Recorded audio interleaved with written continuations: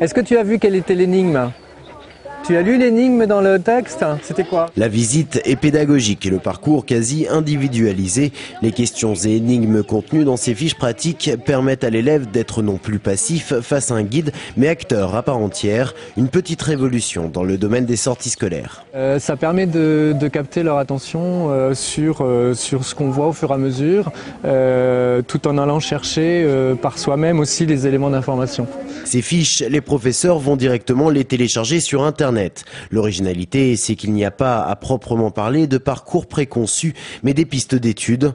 Un outil conçu par ce professeur avec au cœur du dispositif la spécialisation des visites. On va travailler sur des œuvres picturales, les tableaux des grands maîtres de Chenonceau, ou simplement sur l'architecture, ou pourquoi pas, si c'est un professeur de latin qui veut venir, sur la mythologie liée à Chenonceau, aussi par rapport à des critères pédagogiques, du genre qu'est-ce que, une fois revenu de Chenonceau, je vais évaluer. Notre professeur de CM2, lui, aura choisi de découvrir l'ensemble de la période en ne privilégiant que 2 ou 3 éléments par pièce visitée. Et parmi les questions posées aux enfants, là, il va falloir trouver une symétrie. Où est-ce qu'il y a une symétrie dans le plafond? Un blason, il fallait trouver une salamandre. Il y a aussi des énigmes, cette énigme où il faut les trouver sur le parquet, où il faut les trouver une partie de la devise. Visiblement, l'opération fonctionne plutôt bien. C'est mathématique.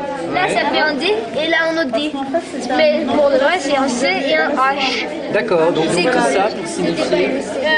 Alors, Catherine de Médicis, Henri II et Diane de Poitiers. Sur les 800 000 visiteurs que compte chaque année le château de Chenonceau, 40 000 sont des scolaires. Versailles ou le Louvre ont déjà développé des dispositifs identiques et très rares sont les châteaux privés à le faire. Celui de Chenonceau est pour l'instant accessible aux élèves de CM1 et CM2, mais à terme, le programme pourra s'étendre jusqu'au niveau seconde.